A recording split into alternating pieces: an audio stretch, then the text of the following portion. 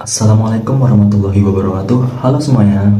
Perkenalkan, nama saya Randi Arya Pangestu dari kelas Manajemen Malam 1. Dan pada kesempatan kali ini, saya ingin berbagi penjelasan mengenai bagaimana etika sangat berpengaruh dalam penggunaan teknologi informasi. Di sini, saya tidak akan membahas teori yang membosankan, tapi saya akan membedah dua kejadian nyata yang cukup viral di internet pada tahun 2025 dan awal 2026. Masalah ini menyangkut bagaimana data pribadi kita dikelola dan bagaimana teknologi baru justru dipakai untuk menipu orang lain. Pada kasus pertama, yang ingin saya bahas terjadi pada Maret 2026 lalu, yaitu mengenai kebocoran data pengguna layanan internet BizNet. Kejadian ini sangat menghebohkan karena menyangkut ribuan data penduduk Indonesia yang tersebar luas di forum internet. Data yang bocor bukan cuma nama saja, tapi sampai ke data sensitif seperti nomor KTP dan nomor pajak.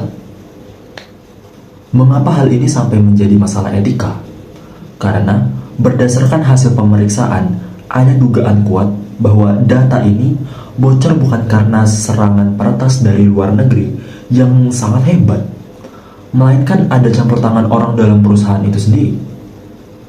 Kabar yang beredar di internet bahkan menyebutkan bahwa kebocoran ini diduga kuat melibatkan oknum internal yang sengaja membocorkan data tersebut karena adanya ketidakpuasan atau konflik terkait kebijakan internet internal perusahaan. Di sini letak pelanggaran etikanya. Seseorang yang dipercaya oleh perusahaan untuk menjaga sistem justru menyalahgunakan aksesnya untuk keuntungan pribadi atau network lainnya. Secara moral, ini adalah bentuk pengkhianatan terhadap kepercayaan pelanggan, terutama kita.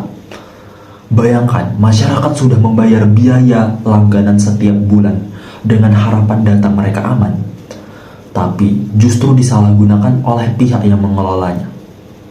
Dampaknya sangat nyata.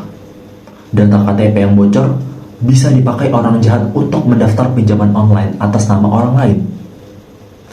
Banyak korban baru sadar data mereka disalahgunakan ketika tiba-tiba ditagih oleh debt collector atau aplikasi pinjaman online. Padahal mereka tidak pernah meminjam uang sepeser pun. Hal seperti ini tentu menghancurkan reputasi dan nama baik korban di bank.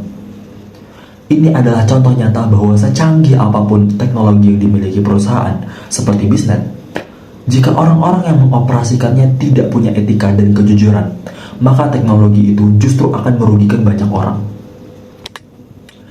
Kasus kedua yang tidak kalah mengerikan adalah penyalahgunaan teknologi kecerdasan untuk membuat video tiruan atau yang sering disebut deepfake.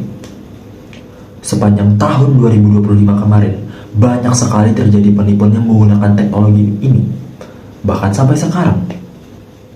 Contoh nyatanya adalah penangkapan pelaku penipuan di Lampung pada awal 2025. Pelaku menggunakan aplikasi untuk mengubah wajah dan suara menjadi sangat mirip dengan Presiden Prabowo Subianto. Dengan modal wajah palsu tersebut, pelaku melakukan panggilan video kepada warga dan menjanjikan bantuan uang atau hadiah.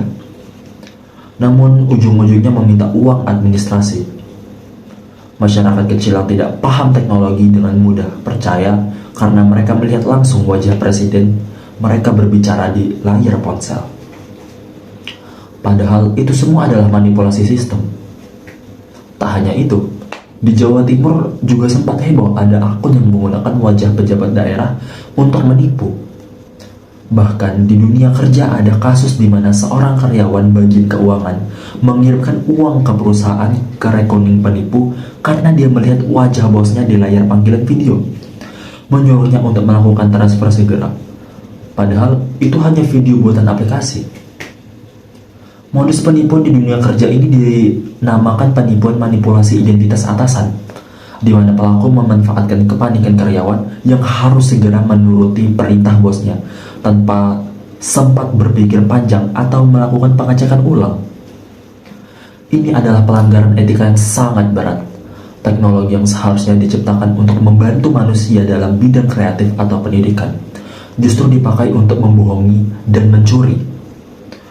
Orang-orang yang membuat atau menggunakan aplikasi ini tidak memikirkan nasib korban yang kehilangan uang atau nama baik tokoh yang potret wajahnya disalahgunakan secara tidak bertanggung jawab.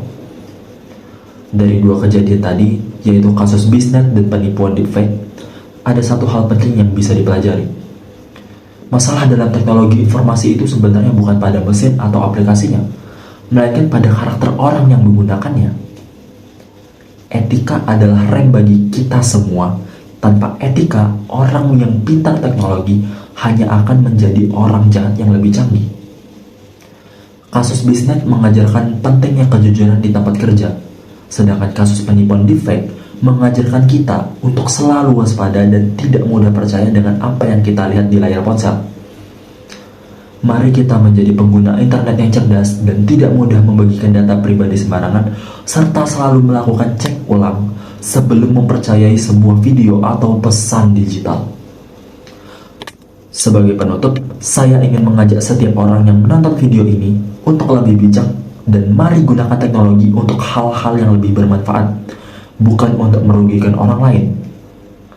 Demikian penjelasan dari saya, Randi Ade Pangestu dari Manajemen Malam 1. Saya tutup dengan wabillahi taufiq wal hidayah. Wassalamualaikum warahmatullahi wabarakatuh. Terima kasih. Bye-bye.